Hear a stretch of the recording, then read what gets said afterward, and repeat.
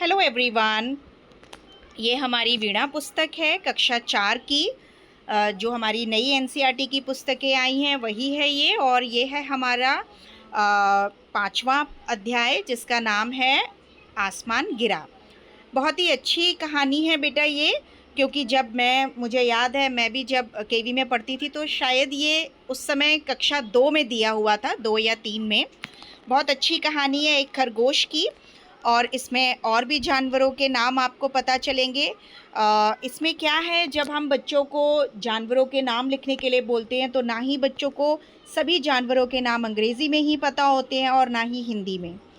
तो क्या है कि हमें बच्चों को हिंदी में भी कुछ जानवरों के नाम लिखवा लेने चाहिए, जिससे उन्हें याद रहे। बच्चे चीता और बाघ और शेर में उन्हें पूरी लाइफ टाइम कन्फ्यूजन रहता है कि हिंदी में उसको क्या कहते हैं। तो इस तरह से जंगली जानवरों के और पालतू जानवरों के 8-10 नाम बच्चों को, कुछ पक्षियों के, हमें हिंदी में लिखवाने का भी अभ्यास कराना चाहिए। चलिए फटाफट से ये आप मेरे साथ इस पाठ को पढ़ लीजिए। एक खरगोश था, वह पेड़ के नीचे सो रहा था। अचानक जोर की आवाज़ हुई, धम। खरगोश चौंक कर उठ गया। वह बोला, अरे क्या गिरा? खरगोश ने इधर उधर देखा, उसे कुछ दिखाई नहीं दिया। उसे लगा आसमान गिर रहा है। खरगोश डर गया और भागने लगा। भागते भागते उसे एक लोमड़ी मिली। उसने पूछा, खरगोश भाई, कहाँ भागे जा रहे हो? जरा सुनो तो। खरगोश भागते भागते बोला, आसमान गिर रहा है, भागो भागो जल्दी भागो। लोमड़ी भी भागने लगी। आगे जाकर उन्हें एक भालू मिला। भालू बोला, ठहरो ठहरो, कहाँ भागे जा रहे हो? खरगोश और लोमड़ी बोले, भागो तुम भी भागो, आसमान गिर रहा है। भालू भी उनके साथ भागने लगा। खरगोश, लोमड़ी और भालू भागते भागते एक हाथी के पास से निकले। हाथी बोला, अरे सब क्यों भागे जा रहे हो? ठहरो कुछ बताओ तो।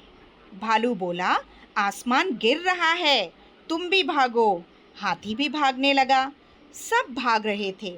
आगे आगे खरगोश, उसके पीछे लोमड़ी, उसके पीछे भालू और सबसे पीछे हाथी।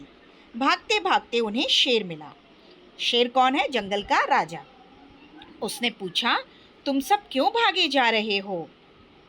हाथी बोला, आसमान गिर रहा है, तुम भी भागो। शेर ने दहाड़ कर कहा, आसमान गिर रहा है? कहाँ गिर रहा है? रुको। यह सुनकर सभी जानवर रुक गए। शेर ने पूछा, किसने कहा आसमान गिर रहा है? हाथी बोला, भालू ने कहा। भालू बोला, मुझसे तो लोमड़ी ने कहा। लोमड़ी बोली, मुझसे तो खरगोश ने कहा। सबसे पहले इसी ने कहा था। खरगोश चुप रहा। शेर बोला, कहो खरगोश, कहाँ गिर रहा है आसमान? खरगोश ने कहा, मैं पेड़ के नीचे सो रहा था, वहीं धम से आसमान गिरा। शेर ने कहा, चलो चलकर देखें। वे सब उस पेड़ के नीचे गए। सबने पेड़ के नीचे देखा, वहाँ एक बड़ा सा फल गिरा पड़ा था। तभी वैसा ही एक और फल गिरा, धम। खरगोश चौंक गया। शेर बोला, तो यही तुम्हारा आसमान है? लो फिर आसमान गिरा, भागो। और सभी हंसने लगे। तो ये जो फल है बेटा, इसे आप लोग पता लगा सकते हैं ये क्या है? ये फल ब्रांचेस पे लगा हुआ है और ये जैक फ्रूट है, जिसे हिंदी में कटहल बोलते हैं। इसे हम जब ये कच्चा होता है तो इसकी सब्ज़ी तरकारी बना के भी खाते हैं, और जब ये पक जाता है तो पीला पीला अंदर से निकलता है और खाने में बहुत स्वाद लगता है।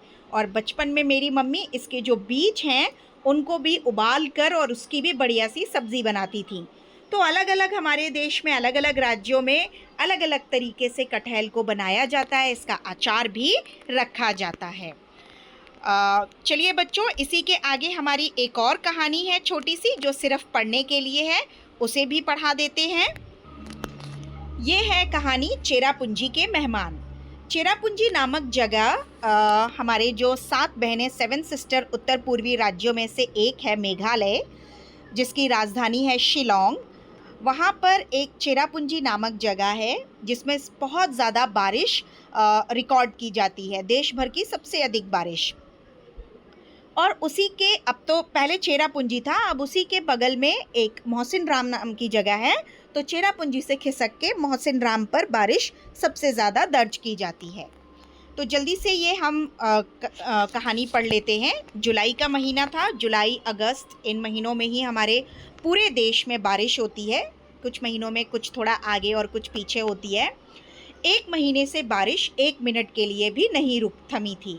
और मैंने चेरापूंजी देखा है, क्योंकि मैं शिलांग में रही हूँ, तो मैंने देखा है वहाँ पर लगातार 15-15 दिनों तक बारिश होती है और पानी आपको कहीं भी रुका हुआ नहीं मिलेगा, क्योंकि वो पहाड़ी इलाका है पूरा, और पहाड़ों में पानी पूरा का पूरा पहाड़ों में नीचे उतर जाता है झरनों के रूप में। उन दिनों मैं सोहरा यानी आज का चेरापूंजी के स्टेट बैंक में काम करता था। यानी ये किसी स्टेट बैंक कर्मचारी ने कहानी लिखी है। मेरा घर बैंक के ठीक ऊपर वाले माले पर था। एक दिन जब मैं घर आया तो देखा घर में पानी भरा हुआ है। पूरा घर पानी पानी था। मुझे लगा कि सेंगमा उनके यहाँ काम करता होगा, ने कोई नल खुला रह गया है, मतलब सेंगमा से कोई नल खुला रह गया है। मैंने सारे नल देखे, सभी अच्छी तरह बंद थे। मैंने तुरंत सेंगमा को बैंक से बुलवाया। वह भी यह देखकर हैरान था। बोला, सर, कहीं पानी की टंकी तो लीक नहीं हो रही है? हमने उसे भी देखा, पर कुछ समझ नहीं आ रहा था कि बात क्या है। तभी मेरा टिफ़िन लेकर कांग आई। कांग उनका टिफ़िन सर्विस करती होंगी। उन्होंने पहले घर को देखा, फिर मुस्कुराते हुए पूछा, खिड़की खुली थी क्या बाबा? मैंने कहा, हाँ। वे हंसी और बोली, खिड़की खुली रखेगा तो बादल तो घर में आएगा ही ना। मैं बोला, बादल? वे बोली, हाँ, बादल बरसाती दिनों में बादल बहुत नीचे तैरते हैं।